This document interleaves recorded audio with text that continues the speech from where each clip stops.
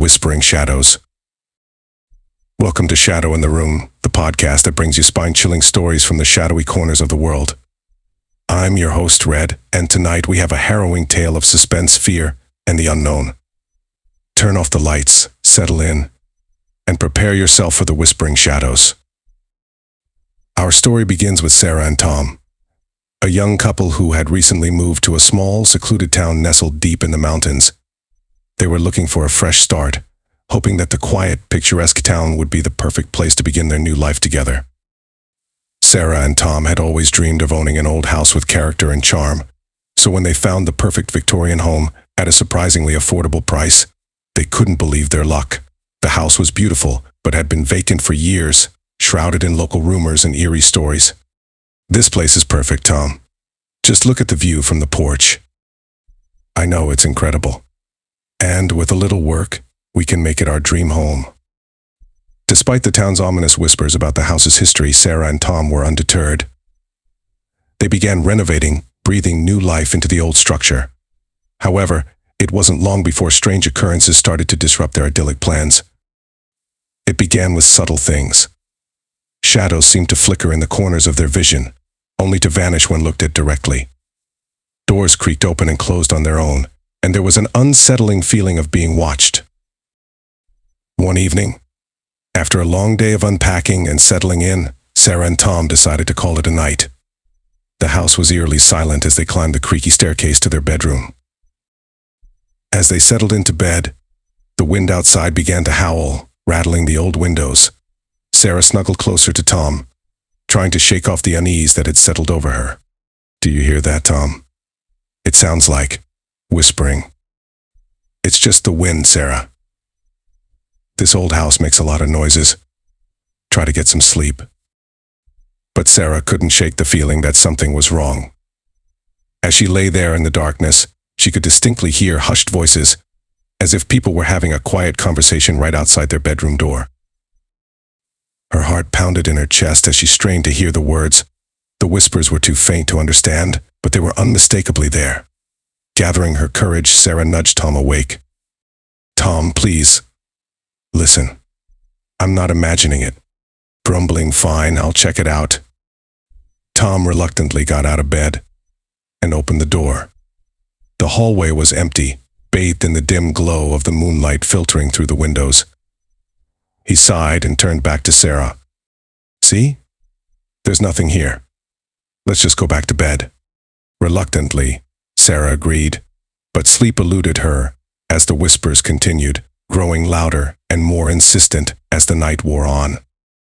The next day, the couple decided to investigate the house further, hoping to find a logical explanation for the strange occurrences. They started with the basement, which had been left untouched since they moved in. The basement was dark and damp, filled with old furniture covered in dust and cobwebs. As they rummaged through the clutter, Sarah stumbled upon a small, locked wooden box hidden behind a stack of old newspapers. "Tom, look at this. It's locked. Do you think it could have something to do with the whispers?" "Maybe. Let's see if we can find the key." After searching the basement thoroughly, they finally found a rusty key hanging on a nail behind the furnace. With trembling hands, Sarah unlocked the box. Inside, they found a collection of old photographs, letters, and a small, worn journal. The photographs depicted the house's previous owners, a family from the early 1900s. As Sarah flipped through the journal, she uncovered the tragic story of the family who had lived there. "Tom, listen to this. It says that the family experienced strange occurrences just like us. The journal mentions whispers, shadows, and an overwhelming sense of dread. They believed the house was haunted by restless spirits. This is unbelievable. Do you think it's possible that the spirits are still here?" The couple realized that they might be dealing with something far beyond their understanding. Determined to uncover the truth, they decided to contact a local historian who might know more about the house's history. The following day, Sarah and Tom visited the local historian, Mr. Jenkins, who had lived in the town his entire life. They brought the journal and photographs, hoping he could shed some light on their situation. Mr. Jenkins was an elderly man with a wealth of knowledge about the town's history. He carefully examined the journal and the photographs before sharing a chilling tale. The house you bought has a dark history. The family in these photographs, the Harrisons, experienced great tragedy. Their youngest daughter, Emily, disappeared one night and was never found. The family was consumed by grief, and strange occurrences plagued the house until they eventually moved away. No one knows for sure. Some say she was taken by malevolent spirits, while others believe she wandered into the woods and got lost. Her disappearance remains a mystery to this day. Armed with this knowledge, Sarah and Tom realized they needed to find a way to communicate with the spirits and help them find peace. They enlisted the help of a local medium, hoping she could connect with the restless souls. That night, the medium arrived at the house. Her name was Madame Celeste, a woman with a reputation for her ability to communicate with the spirit world. She set up a seance in the living room, lighting candles and placing a crystal in the center of the table. Sarah, Tom, and Madame Celeste joined hands, and the room grew eerily quiet.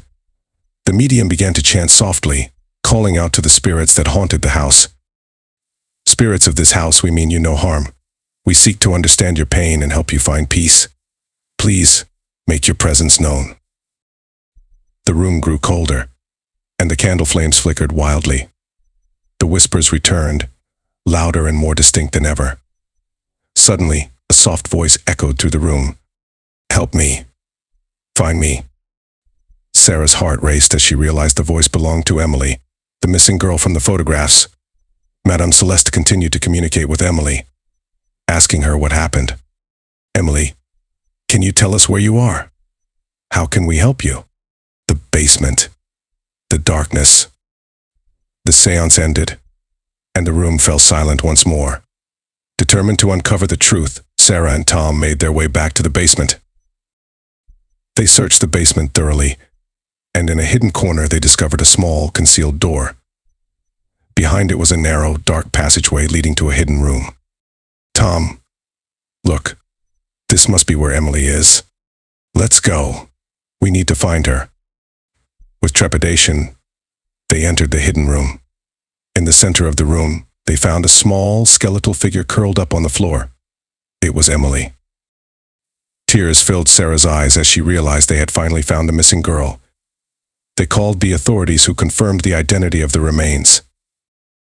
Emily's spirit was finally at peace, and the whispers ceased.